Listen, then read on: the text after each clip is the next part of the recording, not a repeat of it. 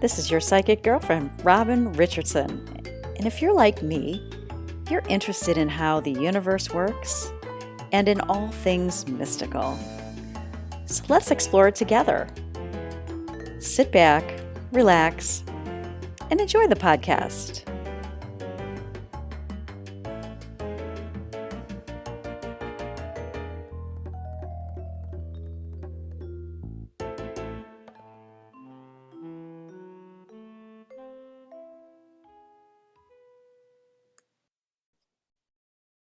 All right, this is your psychic girlfriend, Robin Richardson, and we have a treat for you on this episode. I've got to tell you, I am so enthralled with learning about, I wish I had her when I was going through my transitions, but we're talking with Laurel O'Sullivan, and she is a visionary advocate who inspires women around the world to create second chances in their lives.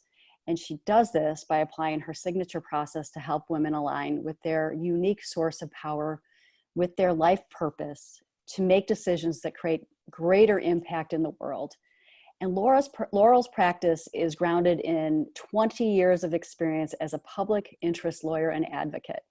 Her intuitive approach to astrology and her own deeply held experiences traversing every imaginable type of life transition. And like I said, I wish I had her when I was going through the transitions of my life, but I am so darn glad to have her as a friend and a guest on my show. So welcome, Laurel. Thanks, Robin. It's good to be here. I am so glad you decided to come on my show and talk to people about second chances. So let's talk a little bit about how you got to this place of helping women after being an attorney, doing all that attorney stuff and now really, really making impacts in a different way. Yeah, it's a great question. Let me think of how to answer that in a quick way. The truth is, I think my whole life has been, without calling them second chances, it's been about creating new beginnings for myself. And about 3 years ago, I was at a transition point of deciding I think I was finally ready to move on from the law, but I didn't quite know what. And I had started coaching women in my consulting practice at the time. And I literally sort of stumbled into this lecture on astrology, and I learned that my own North Node, which shows us our life purpose, was being activated. And it led me down this road of, internal discovery, which is a big part of second chances, is, getting to know another part of ourselves. And I realized that what I was really here to do was take my own life experience and my experience as an advocate and help women navigate their own second chances. So when somebody comes to work with you, typically who are they? They're women who I think are wanting something more for themselves, and they're a little bit stuck in being able to see the vision for their life. And I think what I'm really great at, seeing the larger possibilities. That's what I did in the advocacy world and the nonprofit world. And I bring that, sort of pragmatic visionary lens to the work with them. And so whether it's trying to start a new career or pivot within an existing career to make some decisions around different choices for their health or their finances. But a lot of times I would say the first step in working with me is just opening up to the idea that there's something more for themselves and to let go of the past that we often all hold on to very tightly. We hold on to what we know about ourselves. And so it's helping them see that, bridge that gap between the past and being willing to let that go in the future and stepping into the new possibilities for whatever area of their life they're wanting to change. Yeah, I totally get it. Like I said, if I had someone like you when I was going through the most difficult parts of my life, which, the first one really was the divorce. And that was on top of the death of my mother, the unexpected death of my mother. So it was kind of if I had somebody to help navigate and say, all right, well, my life is in a shambles, I would have totally, gone for that. But how would I have found you? You know, so like, how do I find you now? How do people who are like going through this stuff saying, I really need to recreate my life. I really need to, I need support in that. And my friends are great, but you know, you know, how do I find you? Like where would I look for you? Well, you can find me at my website, lauralosullivancoaching.com. That's an easy way. Absolutely. Also have a free Facebook group, Unleash Your Power, Navigating Midlife. And I'm here in Evanston, Illinois. So, but I work, I actually work globally. I have clients in England and all my work is done virtually. But, the answer is you probably wouldn't have found me then because I wasn't doing what I was doing. Well, and I will put all that information in the body of this episode because I think it's really important work that you're doing. So let's talk about like a little bit about the process. When, if I were your client, what would happen? So let me step back. I usually always begin with doing a birth chart reading with my clients because I have a very intuitive approach to astrology. So it gives me a really deep grounding in where my clients are at, because I can see that obviously based on sort of where the current energy is, but it also shows me, kind of what they came here to do. And I have a number of different things that I look at in a chart. And so I like to, the strategist in me says this is kind of like our own little personal SWOT analysis. So it gives me an opportunity to see sort of where your strengths, your weaknesses, your opportunities, your best time for timing. But even more than that, I find that it provides a very compassionate mirror for my clients. I mean, we can mirror our clients as coaches, but I also say it's like this very objective piece and fascinating piece of evidence to show them sort of what they came here for. So we'll generally look at that and based on that prioritize. Generally, clients will work with me, from 4 to 6 months, depending upon what their goals are. And we'll sort of map out their trajectory. And I find that there are generally 3 phases. So we go through the first phase of looking at their strengths, weaknesses, opportunities, and using that as a roadmap. But then we can even go deeper with the birth chart. So it's kind of like that's the compass or the map that informs the work we do together. But the first stage of any transition is we need to let go of the past. So we can find that when we look at the birth chart, we can see the patterns and the conditionings that we're raised with. We have opportunities to go through that and understand where energetically are there things that are, I always say that the power of astrology is it shows us who we were created to be, not who we were conditioned to be. And conditioning is such a huge part of all of our lives, especially as women, because we're so conditioned to put others first. So I give women permission in this first step to put themselves first and to open up to the possibilities. And part of that is letting go of the past. And then we transition into the second stage, which is really what I call sort of the liminal zone. It's kind of the unknown space, which I think is really interesting given what we're going through right now with the pandemic. We're all liminal zone. We're all actually living through a second chance here. And then the third and final stage that we go to is then sort of shifting into alignment, into really the new possibilities that we've discovered and that they felt their way into. There's a number of sessions where we work energetically with how do you realign into becoming that person. And that's obviously not something that happens overnight, but I give them the tools to help to do that. Yeah, I think that's an important point. I think like a lot of us, and I myself included, I want everything to happen like now. I want, I'd probably be stuck in phase 1 for a long time. The past is like so, just, it's so easy to like recreate because it's all we know.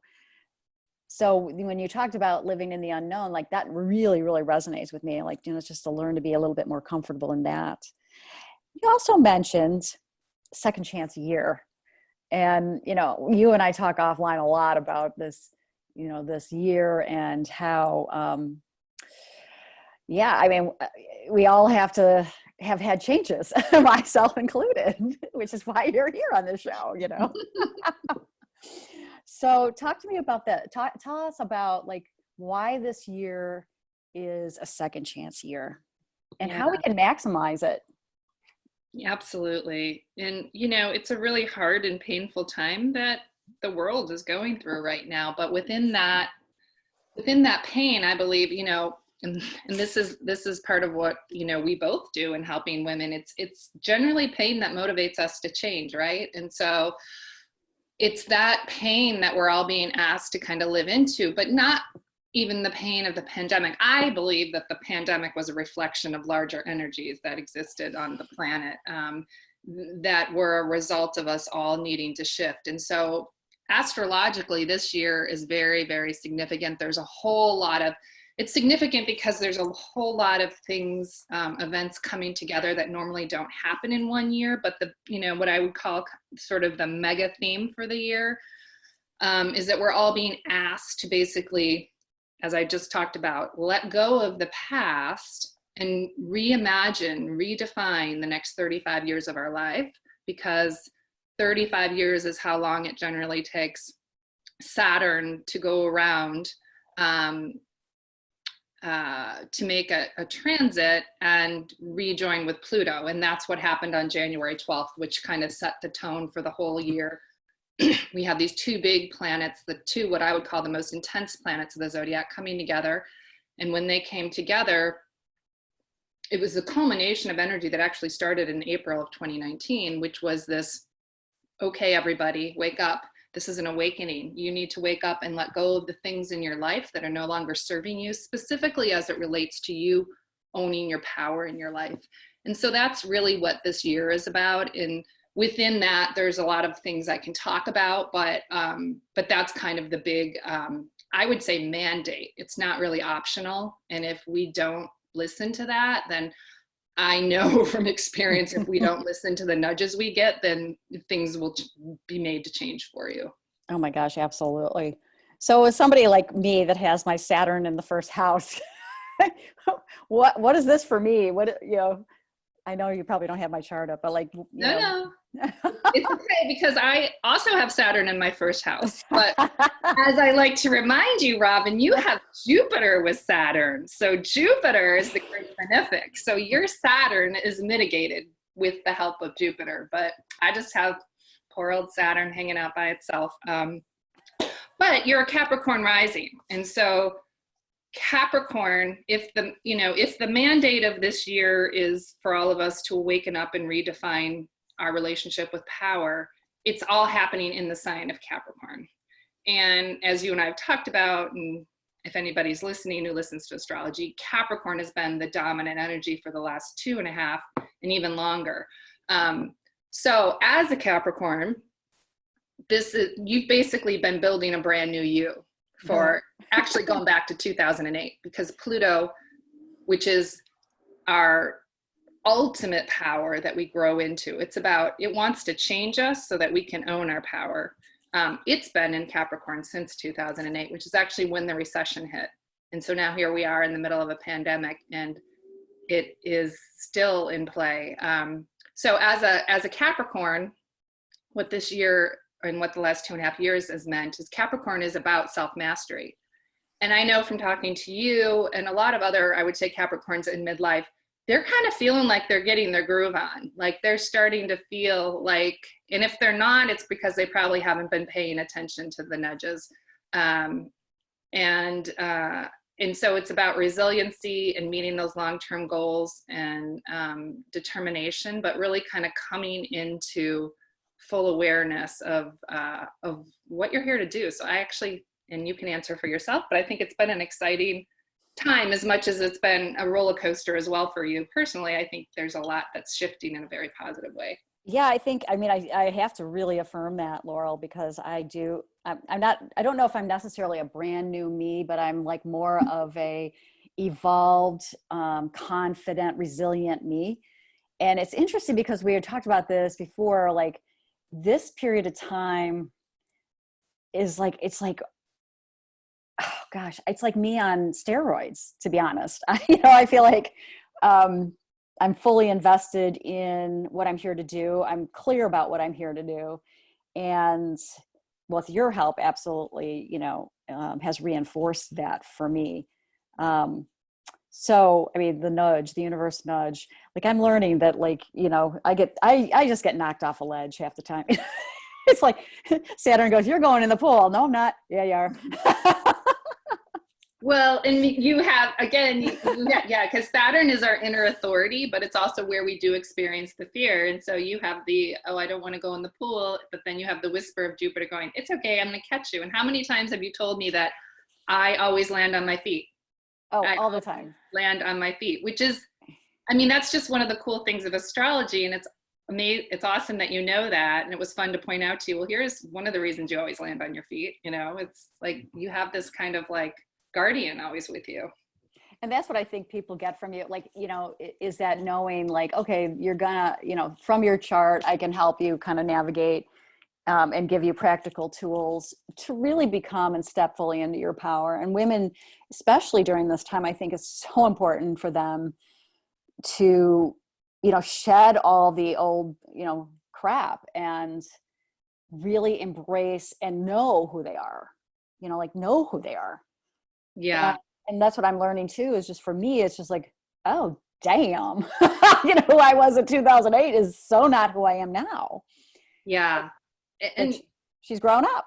And, we are often a product of who's, what's being reflected back to us. I think it's not always in our human nature. And let's face it, as women raising families, having careers, there's not often a lot of time to kind of do that self-reflective work until maybe your kids are older or, something's happened that's given you a little more time in your life. And so, again, one of the cool things that drew me personally to astrology is, I had been doing all the kind of, I'm a 4 planets in Scorpio gal, so I like to go really deep. And I, as much as I thought I knew myself, when I saw my chart, it really opened up this whole new dimension to literally, in a very symbolic way, seeing the different parts of myself.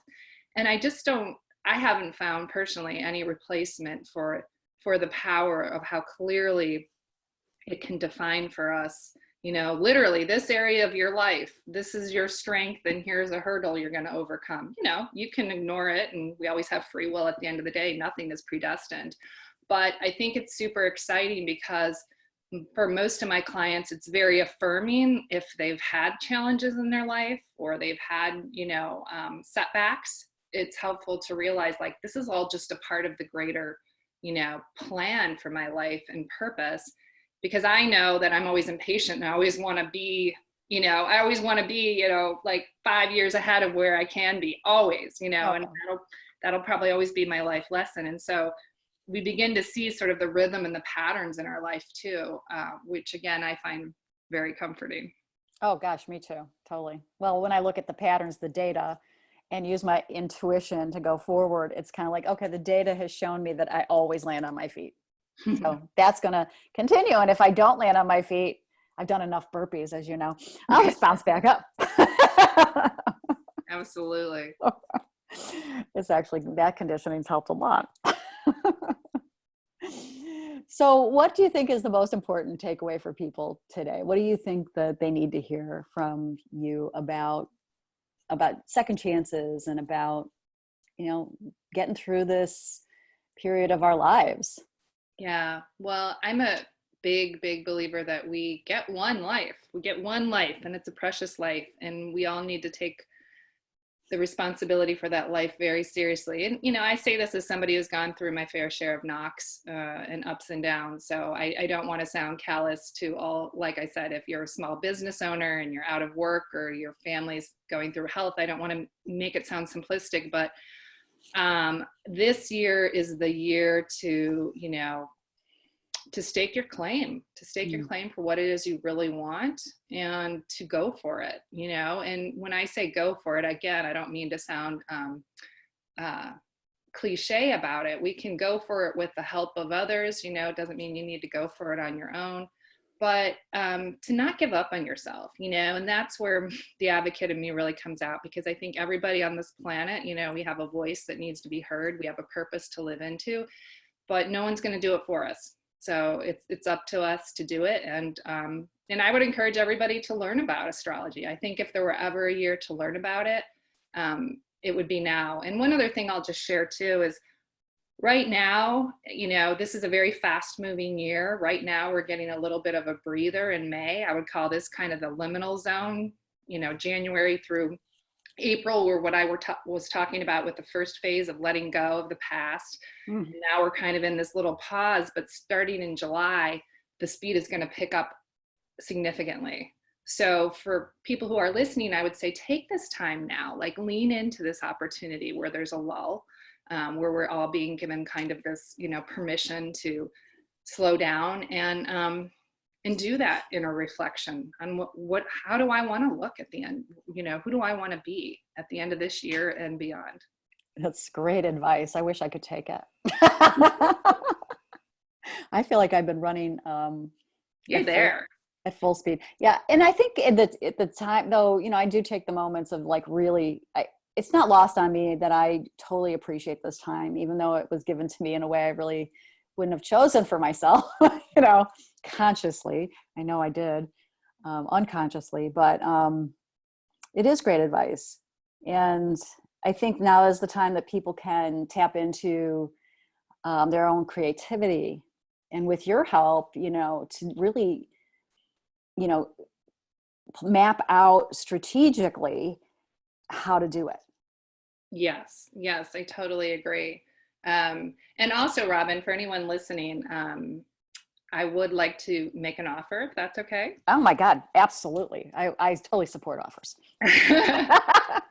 Because of the crazy time that we're going through right now, I'm really wanting to help more and more people. So I'm offering $100 off my 1 hour recorded readings, which we do via Zoom. $100 off. Oh my God, that is awesome, Laurel.